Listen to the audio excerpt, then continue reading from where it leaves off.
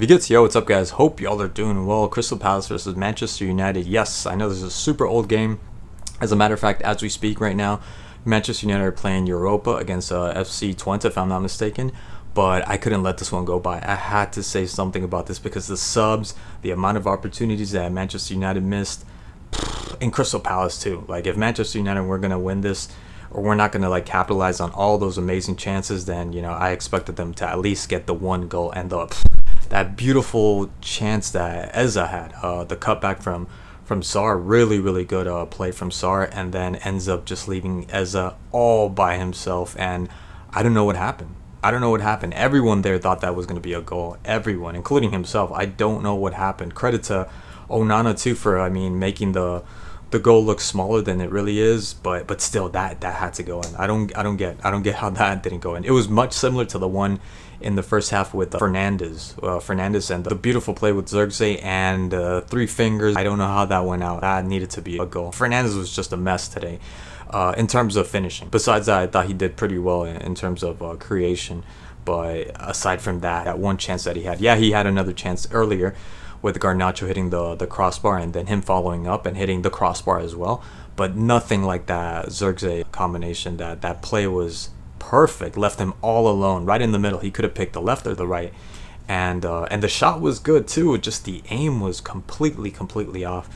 There was so many opportunities, and Garnacho in the beginning. Garnacho had a really good 15 minutes maybe of gameplay, and like always, that's what I keep saying. Super sub, does amazing when he comes in, when everybody else is tired, but as a starter, he's a no-go. Now, if he, and the reason I think he doesn't get that much flack thrown at him like Rashford is because he's scoring, right? And I've seen the results. You're probably thinking like, oh, you don't even watch those other games. I watched the highlights, so I know he's scoring, but it's just not enough, man. It's not enough. If he was playing as a starter and he was scoring at least every game at least one goal, and then he ends up doing nothing like he did in this game, fine. He's lost. He's not participating. He's not really being a threat.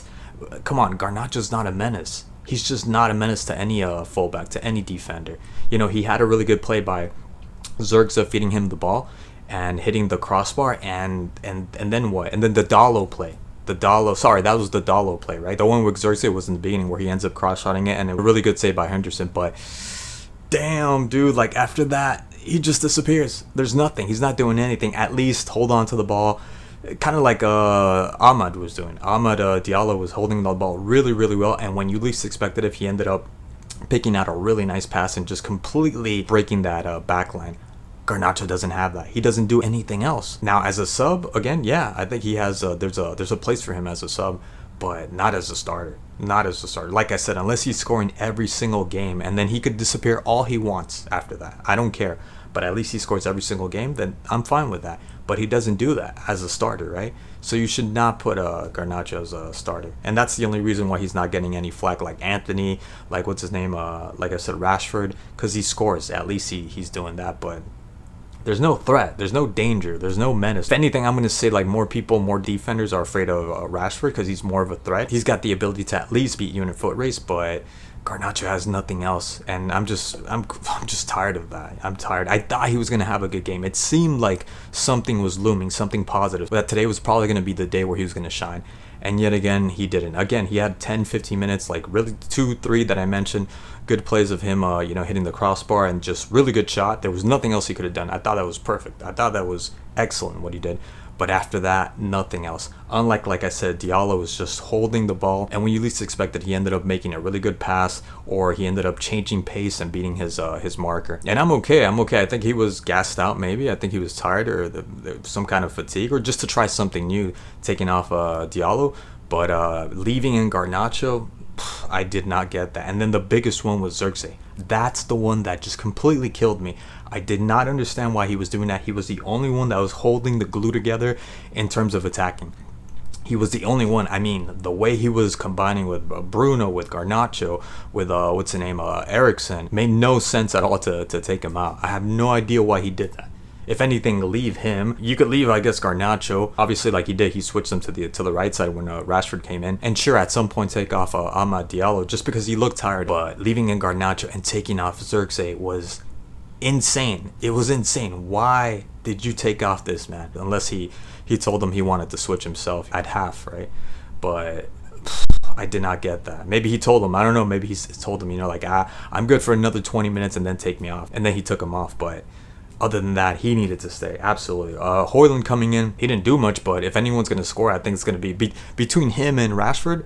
I believe that Højlund's going to, Højlund's the closest one to be able to score, not Rashford. Honestly, what a disappointment for Manchester United in this game, because they actually looked like they were Arsenal, maybe a little bit of City.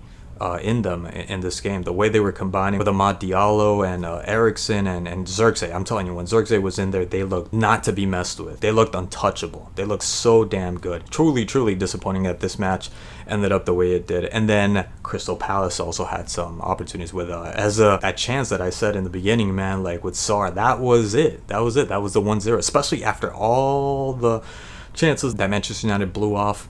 That made sense. That made absolute sense to punish them that way. Absolutely. And they weren't playing bad either. They weren't playing bad. And then Nketiah too. Nketiah, oh my God, that save from Onana. Nketiah had a couple of chances too, but that one shot and the save from Onana, and followed up by the Sarr touch and Onana with the double save. That was so good. Hell yeah. I've given Onana a bunch of shit in the past, but that was sick. That was so damn good. So good. Absolutely beautiful save. And both of them. Henderson. How could I forget Henderson, the De Ligt save, the Garnacho also save. There were so many good saves from Henderson. I thought he did a really, really good job and pretty much saved Crystal Palace from the defeat, as did Onana, but more so. And then I kind of want to defend Martinez on that stupid ass bunny hop, whatever the hell was, jackhammer stomp that he tried to do.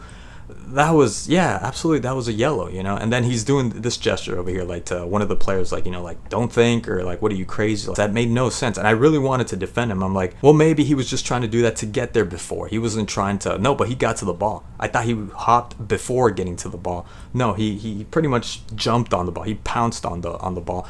And had it not been for the kid, or for the guy to come at it from the outside, he would have broken his knee, his ankle, his shin. So that was a dumbass play. Anyways, that's it. That's all I want to touch on, because I know this match is super old and who cares at this point. But this was such a good match. And for being 0-0, I thought it was a great game overall. Thanks again, guys, for watching, and I'll see you guys in the next one.